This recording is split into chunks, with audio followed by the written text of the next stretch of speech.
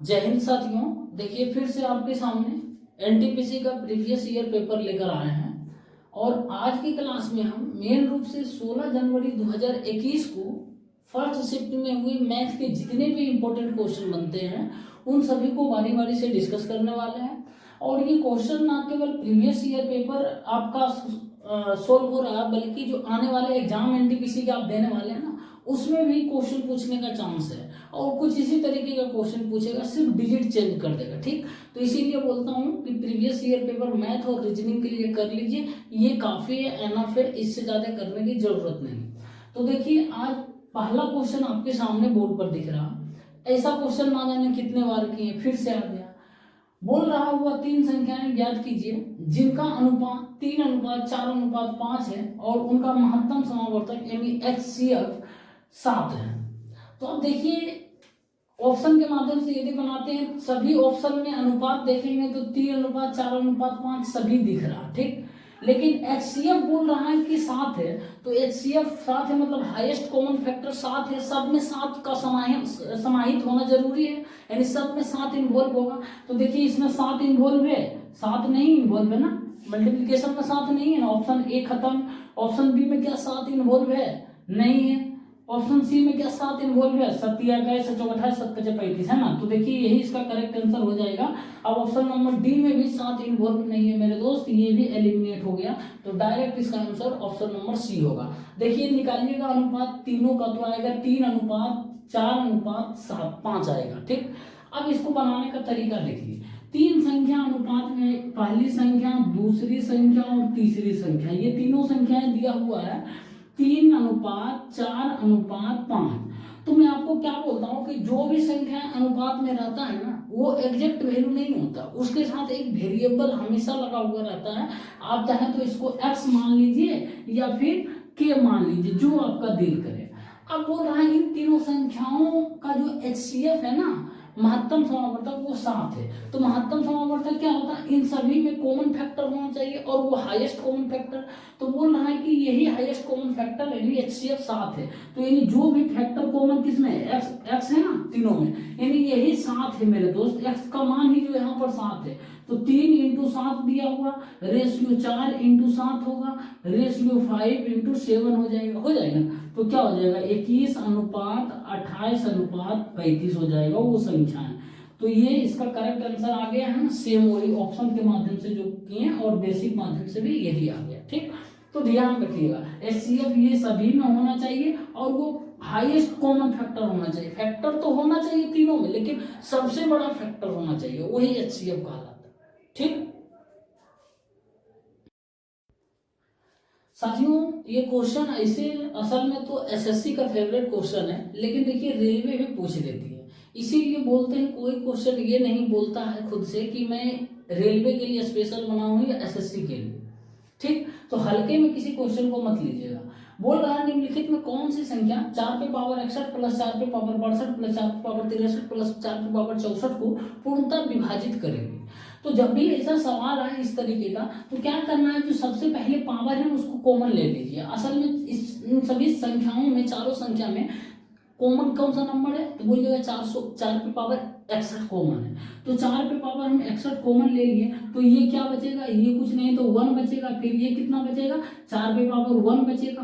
देखिए मल्टीप्लाई कीजिए, 4 पे पावर 61, 4 पे पावर 61 प्लस 4 पे पावर 61 इंटू 4 पे पावर 1, 4 पे पावर 62 आएगा ना, 61 प्लस 1 62 है ना।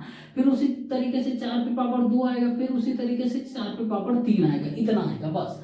अब देखिए 4 पे पावर 61 इंटू ये क्या हो जाएगा, इसको 1 प्लस, देखिए 4 प्लस 16 प्लस 64, ये सब लिख रहे हैं आपको समझाने के उद्देश्य से। डायरेक्ट हम लिख देते हैं 1 प्लस 4 प्लस 16 प्लस 64।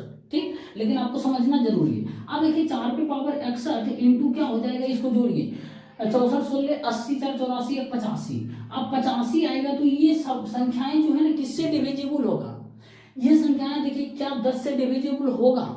तो बोलिएगा 10 से डिविजिबल हो सकता है मेरे भाई, होगा, हो सकता नहीं बल्कि होगा ही। देखिए 10 को क्या लिख सकते हैं? 2 × 5 लिख सकते हैं। तो देखिए ये 4 पे पावर 61 2 से तो डिवाइड हो जाएगा ना। तो और ये 5 जो है 85 5 से भी डिवाइड हो जाएगा, कट जाएगा ना पूरे पूरे, यानी 10 से जो है ना संख्याएं कट रही है, ऑप्शन इसका ए करेक्ट आंसर हो जाएगा। अब चेक कर लीजिए बाकी 3 को ऑप्शन भी होगा कि नहीं। देखिए बी ऑप्शन जो है 13, यदि हम यहाँ पर 13 रखते हैं मेरे दोस्त, 13 रखते हैं नीचे में, तो क्या 13 डिवाइड होता है? नहीं हो रहा ना। 4 पे पावर कोई भी संख्या रखिए 13 से डिवाइड नहीं होगा, 85 तो होगा ही नहीं, तो ऑप्शन नंबर बी एलिमिनेट हो गया। ऑप्शन नंबर सी देखिए 11 से क्या डिविजिबल होगा? नहीं होगा मेरे दोस्त, तो ऑप्शन नंबर सी भी एलिमिनेट। डी देखिए 3 क्या हो सकता है? ये भी नहीं होगा, 3 से भी डिवाइड नहीं होगा।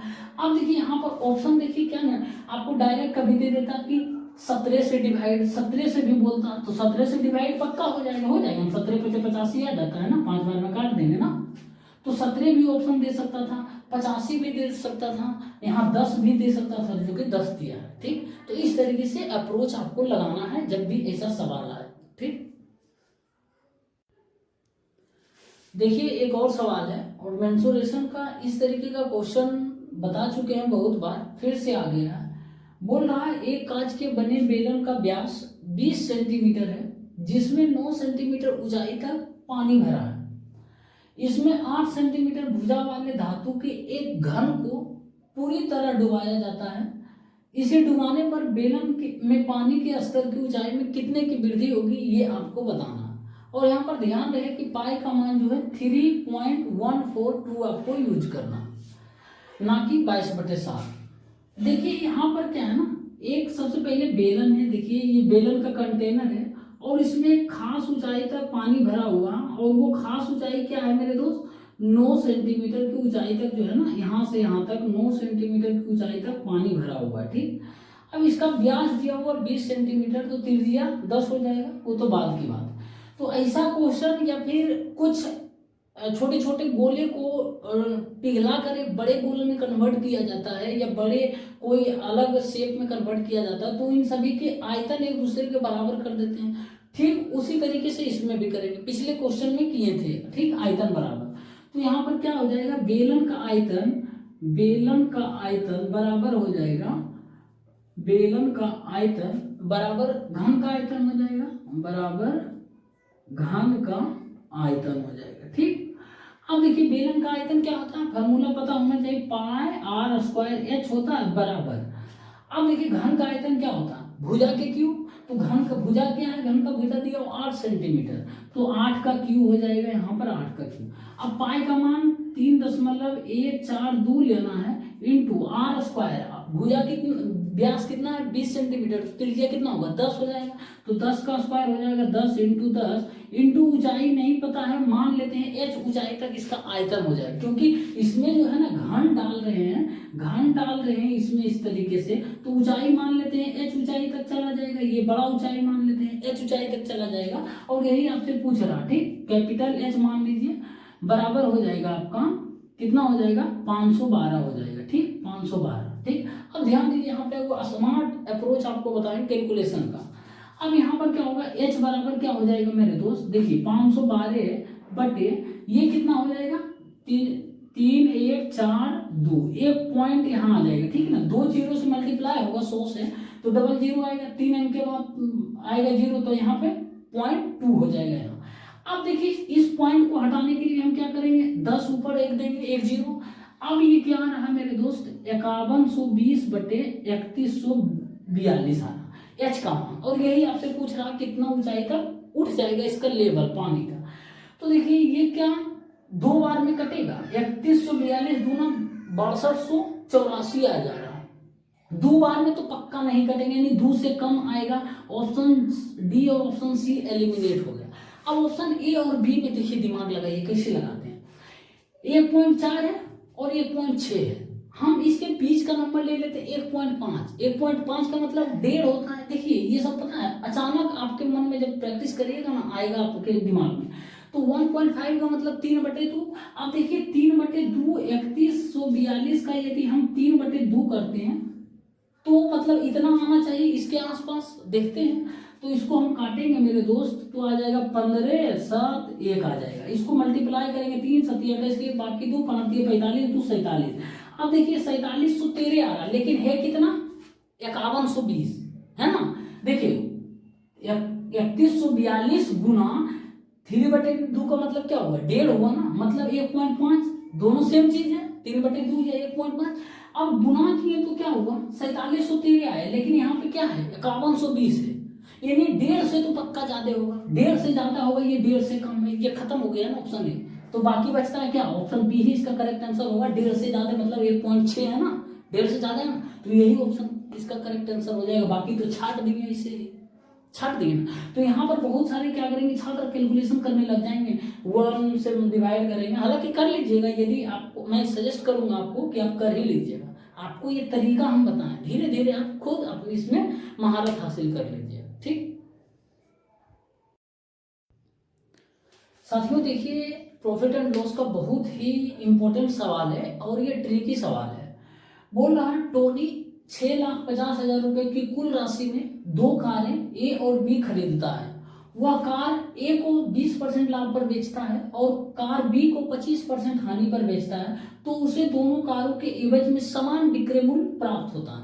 तो पूछ रहा कार ए और कार बी का क्रय मूल्य यानी कॉस्ट प्राइस क्या होगा। तो इसका सीधा फॉर्मूला होता है, डायरेक्ट इसको बनाना, कि जब भी 2 वस्तुओं या 2 से अधिक वस्तुओं का कुल क्रय मूल्य दिया रहेगा ना, और एक को X% लाभ पर दूसरे को Y% हानि पर बेचा जाता है, और इस प्रक्रिया में जो है ना दोनों में विक्रय मूल्य समान मिलता है, दोनों में विक्रय मूल्य समान प्राप्त होता है, तो जो कार ए और बी यानी पहला और दूसरे वस्तु का क्रय मूल्य होता है उसके इनवर्सली प्रोपोर्शनल में बढ़ जाता है। अब नहीं समझ में आया होगा, देखिए कैलकुलेशन करते हैं।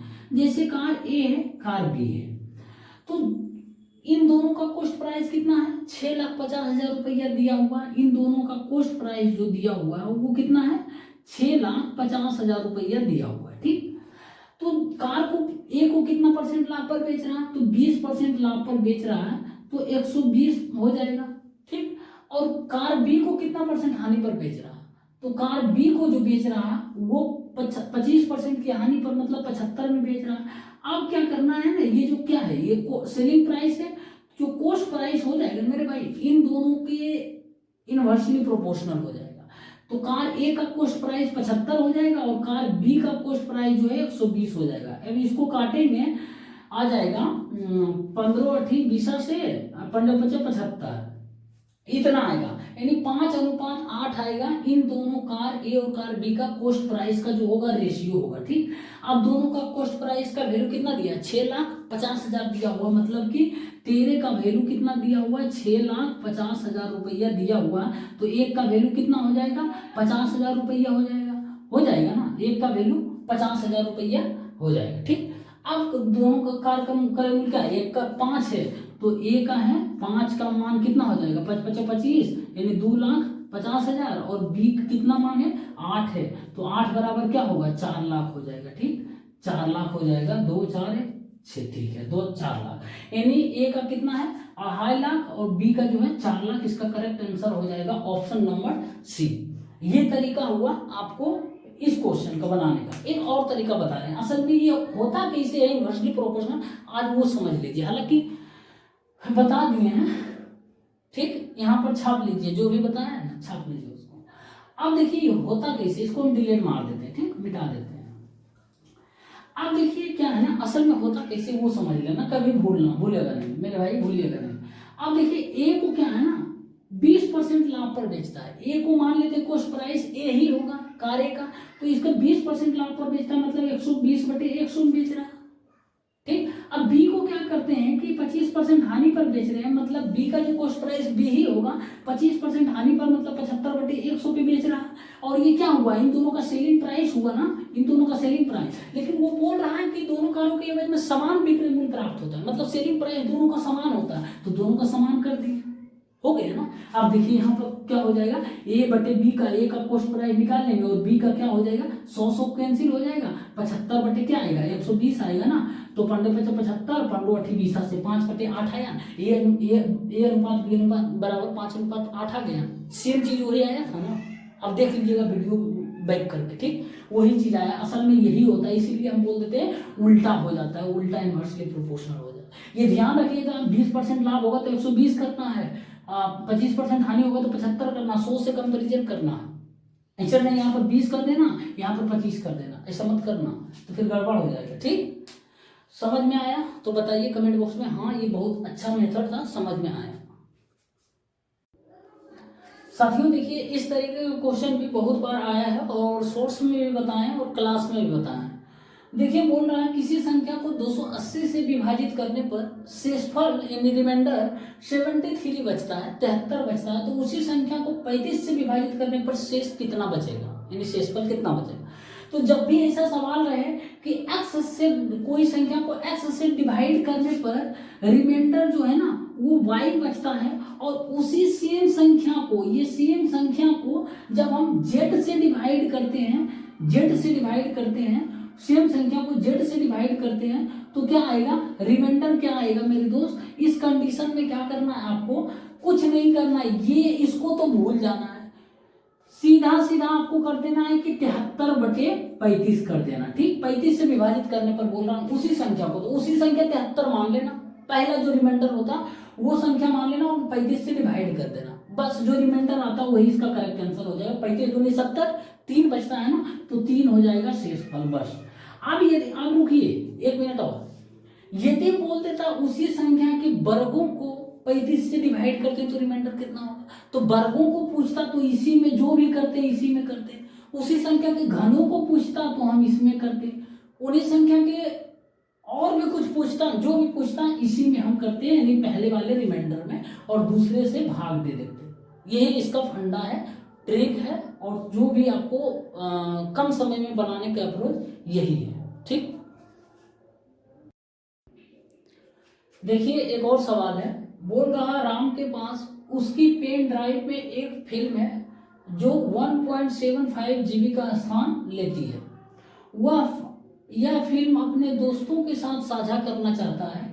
फिल्म ट्रांसफर होने की गति जो है 2 MB/सेकेंड है, तो इस फाइल को ट्रांसफर होने में कितना समय लगेगा ये आपको बताना। असल में इस क्वेश्चन को कराने का मेरा मन नहीं था, लेकिन फिर भी सोचे नहीं करा देते हैं, MB और GB में देखकर बहुत सारे लड़के कंफ्यूज कर जाएंगे बेचारा।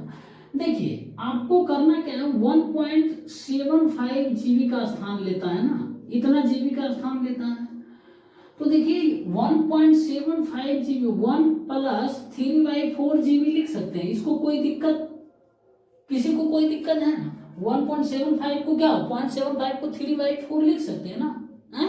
तो अब देखिए इसको करेंगे क्या, 7/4 GB, यानी 7/4 GB। यदि इसको हम MB में कन्वर्ट करते हैं तो कितना होगा, आपको पता होना चाहिए कि 1 GB बराबर होता है मेरे दोस्त 1024 MB।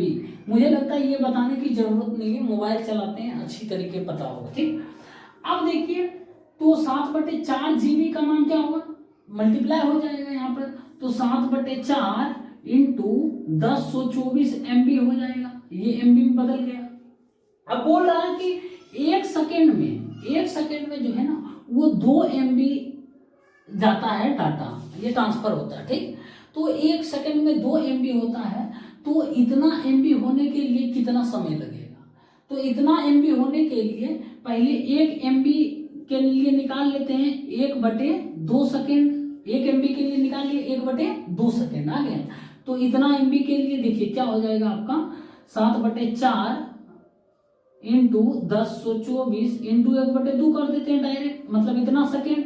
मिनट में ऑप्शन है, और देखिए ऑप्शन बहुत खतरनाक है, सब 1 सेकेंड का डिफरेंस है ना, 14 मिनट तो सबका होगा ही, तो इसको हम सेकेंड है ना तो हम मिनट में बदल देते हैं, 60 से डिवाइड कर देते हैं। ठीक, अब देखिए क्या करेंगे, ये आपका कट जाएगा, 4 दूना 8 है ना, 8 से ये कट जाएगा, देखिए 8 एकम 8, 2 8 दूना 16, 6 8 8 64, इतना आ गया।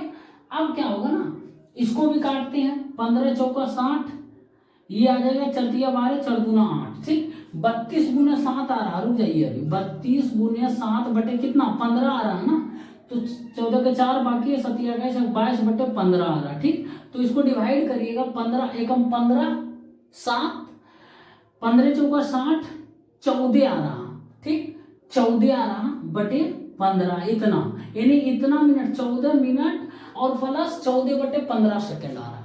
ठीक, अब 14/15 सेकेंड को सॉरी मिनट को सेकेंड में बदलेंगे तो 60 से मल्टीप्लाई करेंगे ना, तो ये काटेंगे, 15 चौका 60, 14 चौका क्या आ जाएगा 1 मिनट, 15 एकम 15, 7 15 चौका 60, 14 आ रहा। ठीक ठीक है 14, ठीक है 15 एकम 15 प्लस ठीक है बटे इतना, कोई दिक्कत नहीं है ना। 14 मिनट, ये कुछ गड़बड़ यहाँ पर कर रहे हैं, रुक जाइएगा। 15 एकम 15, 7, 15 चौका 60, 14 बटे इतना आ रहा, इतना ही आएगा ना। हाँ ठीक है, तो ये मिनट आ गया है 14 मिनट, और ये सेकेंड में करते हैं ना, 14 चौका 56 सेकेंड आ रहा है। ठीक, इसको 60 से हम मल्टीप्लाई करेंगे तो 56 सेकेंड आएगा, इतना आ जाएगा। ठीक, 14 मिनट 56 सेकेंड इसका करेक्ट आंसर होगा। सुधार लीजिएगा, ऑप्शन है नहीं कोई दिया हुआ, लेकिन यही इसका करेक्ट आंसर होगा। ठीक, देखिए एक और सवाल है, स्टैटिक्स का है।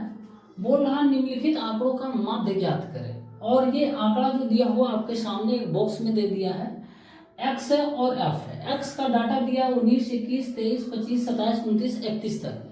उसी तरीके से एफ का डाटा दिया हो 13, 15, 16, 18, 16, 15, 13। अब असल में देखिए एक्स जो है ना मेरे भाई, ये जो है एवरेज है, ये एवरेज है दिया हुआ है, एवरेज।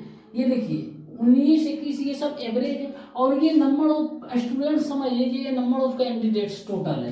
यानी इस तरीके से एक्स का मान जो नीचे, और ये सॉरी एक्स जो है ना एवरेज में है, और ये जो है नीचे में ये एफ है। ठीक, ये दिया हुआ, तो इसका हमको माध्य निकालना। माध्य निकालने के लिए सबसे पहले हमको इन सभी संख्याओं का सम आना चाहिए। सभी का सम निकालेंगे, उसके बाद जितना संख्या है ना उन सभी को जोड़ से के डिवाइड कर देंगे।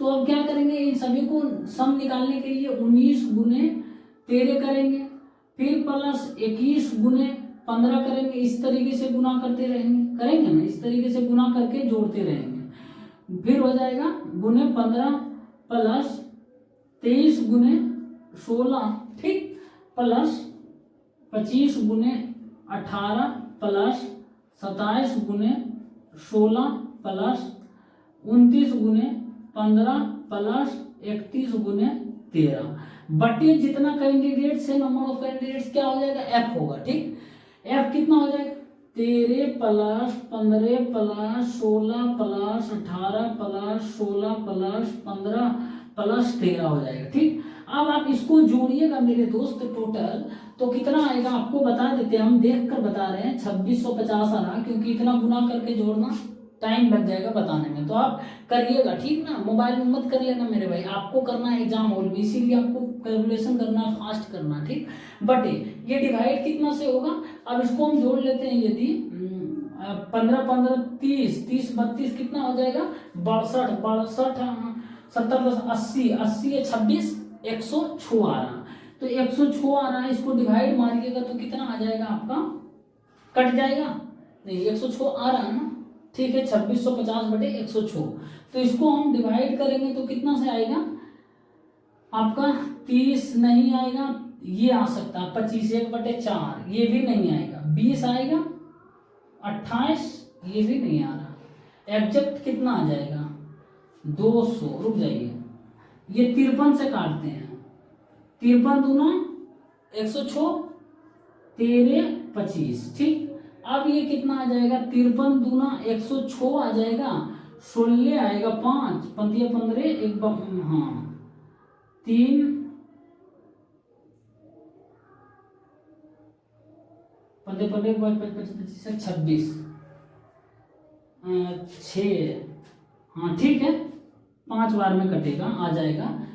यदि 53 गुने 25 करते हैं फिर, तो इतना आ जाएगा 1325, यही इसका करेक्ट आंसर हो जाएगा। डिवाइड कर रहे हैं ना सही, रुक जाइए, 53 गुना 106 1325, ठीक है 2600, 53 गुना 106 26 बचेगा, हाँ 265, ठीक है, यही इसका correct answer option number D हो जाएगा। ठीक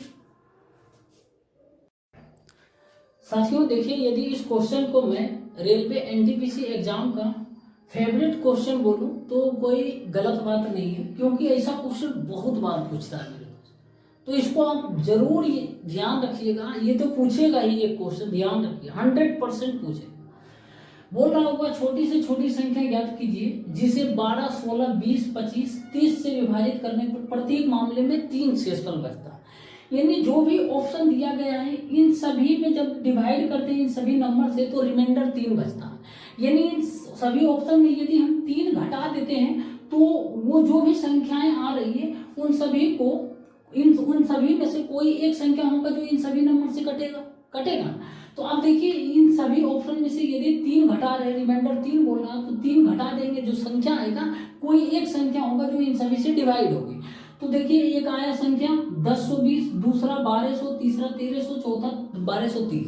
अब इन सभी से डिवाइड होने का मतलब क्या है ना, इन सभी का एलसीएम होना चाहिए, जो भी एलसीएम आएगा वही उसी में डिवाइड होगा। तो इन सभी का एलसीएम निकालिएगा मेरे दोस्त तो 1200 आएगा। तो 1200 संख्या कोई ऑप्शन दिख रहा है जो इसका करेक्ट आंसर हो जाएगा, तो 1203 वाला दिख रहा है, 1200 ऑप्शन नंबर 20 का करेक्ट आंसर हो जाएगा। आप डिवाइड मारिए, देखिए 12 से कट रहा हूं, 16 से भी कट जाएगा, 16 112, 8 16 85 ये 20 से भी कट रहा, 25 से भी कट रहा, 25 चौका 100, 220 बचेगा, 1 0 200, 25 80 200, 30 से भी कट रहा ना, तो यही इसका करेक्ट आंसर हो जाएगा option number D. Final approach करिए, नहीं तो आप इस तरीके से किसी एक को पकड़ के जो है ना इसका फैक्टर करके 3 × 4 देख सकते हैं कि कौन डिवाइड हो रहा है 3 और 4 दोनों से, तो वही आंसर होगा। और बड़ा से बड़ा संख्या आपको चूज करना, ठीक। देखिए एक और सवाल है, बोल रहा किसी धनात्मक संख्या में से 3 घटाने पर वह अपने व्युत्क्रम के 28 गुने के बराबर हो जाती है, तो वह संख्या ज्ञात कीजिए। तो मान लेते हैं कोई संख्या जो है x है, इसमें से 3 घटाने पर जो है ना वह अपने व्युत्क्रम के 28 गुने के बराबर हो जाता है। इसमें यदि हम 3 घटाते हैं तो ये जो है संख्या x है ना वो अपने व्युत्क्रम का कितना हो जाता है 28 गुने के बराबर हो जाता है, तो 28 गुने के बराबर हो गया, ठीक। किसी संख्या में से 3 घटाने पर जो वो संख्या होती है ना वो अपने व्युत्क्रम के यानी 1/x व्युत्क्रम इसका होगा, x का व्युत्क्रम क्या होगा 1/x, इस जो हो जाता है 28 गुने के बराबर हो जाता है। बस अब क्या करना है, x माइनस 28/x बराबर क्या हो जाएगा 3 हो जाएगा। देखिए x इसको 28/x को इधर लाए, माइनस 28/x बराबर 3। अब देखिए चाहे तो x का मान यहाँ से ऑप्शन के माध्यम से आप रखकर सेटिस्फाई करा सकते हैं, क्वेश्चन सोल्व करने की जरूरत नहीं क्योंकि क्वाड्रेटिक में आ जाएगा। क्वाड्रेटिक में काहे लाइएगा, जब ऑप्शन ही है तुरंत करके पुट करिए। 28 किससे कटने वाला, 4 7 से ही कटेगा, 4 से भी कटेगा, तो 6 से तो कटेगा नहीं, 5 से कटेगा नहीं, 8 से कटेगा नहीं, 7 से कटेगा, यही इसका करेक्ट आंसर हो जाएगा। देख लीजिए 7 माइनस 28/7 कितना हो जाएगा 4 आ जाएगा, तो 7 माइनस 4 3 आ रहा ना, ये सेटिस्फाई हो रहा। तो बस आपको इसी तरीके से करना है, ठीक। देखिए एक और सवाल है, बोल रहा है यदि x बराबर √5 + 1 अपॉन √5 - 1 और y बराबर √5 - 1 अपॉन √5 + 1, तो पूछ रहा है x² + y² - 4 का मान ज्ञात कीजिए। तो जब भी ऐसा सवाल आए सबसे पहले देख लेना है इन दोनों संख्याओं का डिफरेंस कितना है, 2 है या फिर नहीं है। तो 5 में से 1 गया 4 आ रहा, 2 का डिफरेंस नहीं है, तो हमको इसमें क्या करना पड़ेगा, थोड़ा सा संघर्ष करना पड़ेगा। आपसे पूछ रहा है x² + y² - 4 पूछ रहा, ठीक। अब देखिए ये a² + b² है, तो हम इसको क्या लिख सकते हैं, a + b का होल स्क्वायर माइनस 2ab - 4, ठीक, कोई दिक्कत नहीं। अब x + y का होल स्क्वायर निकालना पड़ेगा यहाँ, यानी इतना प्लस इतना का होल स्क्वायर, तो इतना प्लस इतना का होल स्क्वायर निकालिएगा मेरे भाई, तो आपका आ जाएगा, इसको थोड़ा सा करना पड़ेगा। अब देखिए ये क्या आ जाएगा, इसको इतना प्लस इतना का होल स्क्वायर निकालिएगा, 5 1 6 6 12 आ जाएगा ये, ठीक है 12 आ जाएगा, 5 1 6 6 12 बटे आपका आ जाएगा 5 माइनस 1 4 यानी 3 आ जाएगा इसका, ठीक। x + y का मान निकालिएगा तो 3 आ जाएगा, तो 3 का स्क्वायर माइनस 2 × x × y का मान क्या आ जाएगा, देखिए इन दोनों को मल्टीप्लाई करिएगा, डायगोनली कट जा रहा है ना, 1 आ रहा, तो 1 लिख देंगे, 1 - 4 कितना आ जाएगा ये 9 - 2 और 4 कितना आ जाएगा 6 आ जाएगा ना, -2 - 4 कितना -6, तो 9 - 6 कितना आ जाएगा मेरे भाई 3 आ जाएगा। इसका correct answer option number A हो जाएगा। तो यहाँ पर x + y निकालना सबसे बड़ा चैलेंजिंग था, तो वो चैलेंजिंग कुछ नहीं, मन में ही निकाल लीजिए, इन दोनों को जोड़ लीजिए तो डायगोनली क्या हो जाएगा मल्टीप्लाई हो जाएगा। तो √5 + 1 के होल स्क्वायर क्या आएगा 6 + √5 के स्क्वायर प्लस 1 के स्क्वायर 6 प्लस 2 √5, इधर -2 √5 आएगा, 6 -2 √5 -2 √5 प्लस 2 √5 कैंसिल, 6 प्लस 6 कितना आएगा 12/a माइनस बी इंटू ए प्लस बी, ए स्क्वायर माइनस बी स्क्वायर, 5 - 4 5 - 1 कितना आएगा 4, 12/4 बराबर 3 आ जाए। ये मन में कर लीजिए और प्रैक्टिस का सब खेल है, प्रैक्टिस करिएगा, कोई बड़ी बात है नहीं। ठीक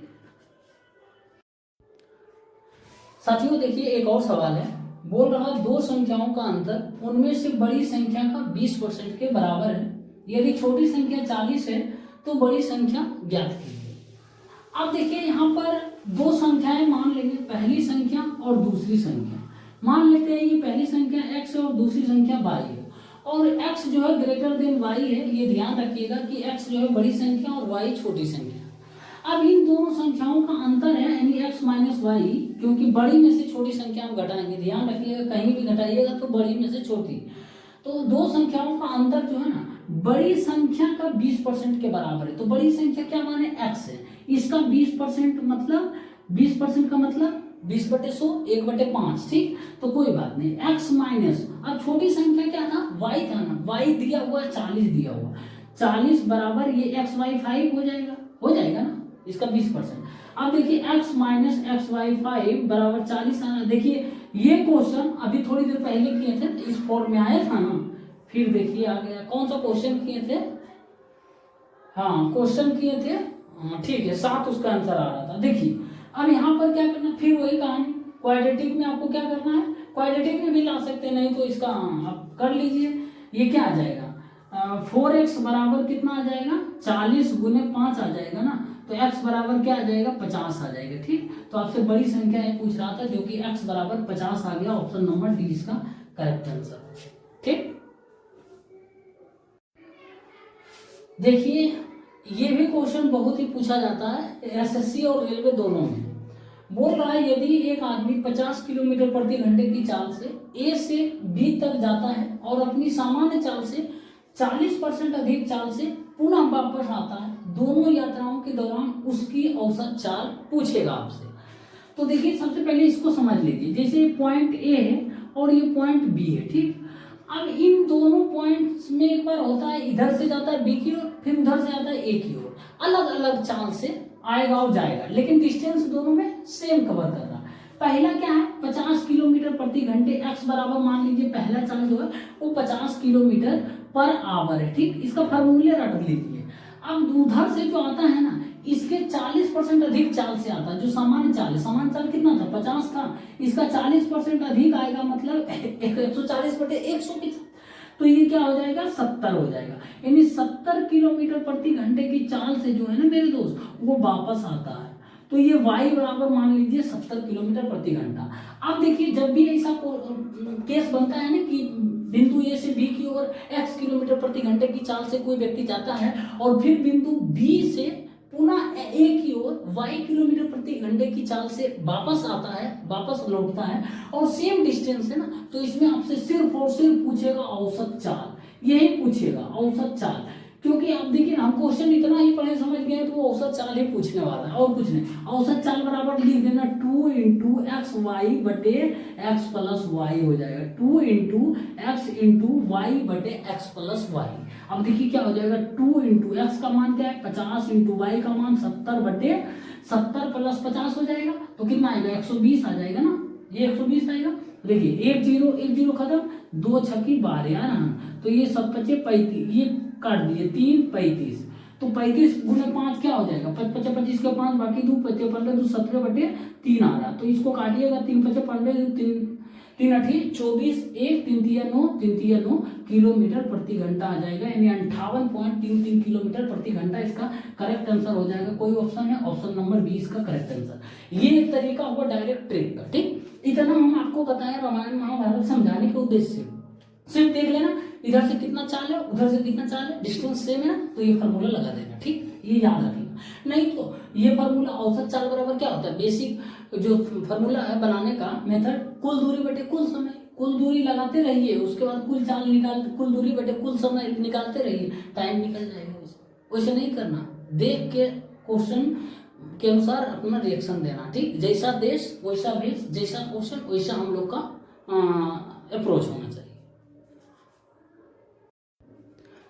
देखिए एक और सवाल है और आज के क्लास का लास्ट सवाल है, तो आप लोगों से एक रिक्वेस्ट है कि अभी तक वीडियो को लाइक नहीं किए कम से कम लाइक कर दीजिए और हमारे चैनल पर नए हैं तो सब्सक्राइब कर दीजिए यदि आपको पसंद आ रहा लग रहा कि मैं आपके लिए थोड़ा बहुत प्रयास कर रहा हूँ। बोल रहा है यदि किसी संख्या का 3/4 उसके 1/3 से 50 अधिक है तो वह संख्या ज्ञात कीजिए। तो बहुत सारा तरीका है क्वेश्चन सोल्व करने का। मान लेते हैं कोई संख्या जो है ना वो 1 मान लेंगे, ठीक 1 मान लेते हैं। अब बोल रहा है इस संख्या का 3/4 यानी इसका 3/4 निकालिएगा तो 3/4 होगा। अब उसके 1/3 से इसी के 1/3 से कितना है 50 अधिक है, तो 50 अधिक है मतलब इन दोनों के अंतर के कारण ही 50 जो अधिक आ रहा है, अंतर ही तो 50 है, अधिक है या कम है क्या होता है, अंतर ही असल में दोनों का रहता है। तो अंतर ले लीजिए तो 3/4 हो जाएगा माइनस 1/3 हो जाएगा जो कि 50 के बराबर है। तो इसको आप क्या करिएगा एलसीएम ले लीजिएगा, 9 - 4 5/12 बराबर 50 आ रहा मेरे भाई। संख्या क्या माने थे 1 माने थे ना, तो 1 बराबर क्या हो जाएगा 120 आ जाएगा। 1 बराबर 120 नहीं आएगा, देखिए 10 बार में कट जाएगा ना, तो 10 फिर 12 से मल्टीप्लाई होगा 120 होगा। तो यहाँ कुछ नहीं 1 बचेगा, 1 का ही वैल्यू तो आपसे पूछ रहा है ना, वो संख्या 1 माने तो 120 आ जाएगा। नहीं तो x मान कर भी कर सकते हैं, असल में यहाँ 1 की जगह x भी हो जाएगा सिर्फ, बाकी कोई चेंज नहीं आएगा। तो जो आपका मन करे वो करिए, जैसे मन करे, लेकिन क्वेश्चन को आप बनाकर आइए, एक नंबर लेकर आइए, छोड़कर मत आइए, जैसे कीजिए विद इन टाइम बनना चाहिए बस, ठीक एक ही फंडा है। उम्मीद करते हैं साथियों आज का सेशन आप लोगों के लिए बहुत ही बेनिफिशियल रहा होगा और यदि आपको पसंद आ रहा, फिर से बोल रहे हैं, वीडियो को स्टडी ग्रुप में शेयर कर दीजिए और हमारे चैनल पर नए हैं तो सब्सक्राइब कर दीजिए। मिलते हैं नेक्स्ट क्लास में, तब तक के लिए बहुत बहुत धन्यवाद।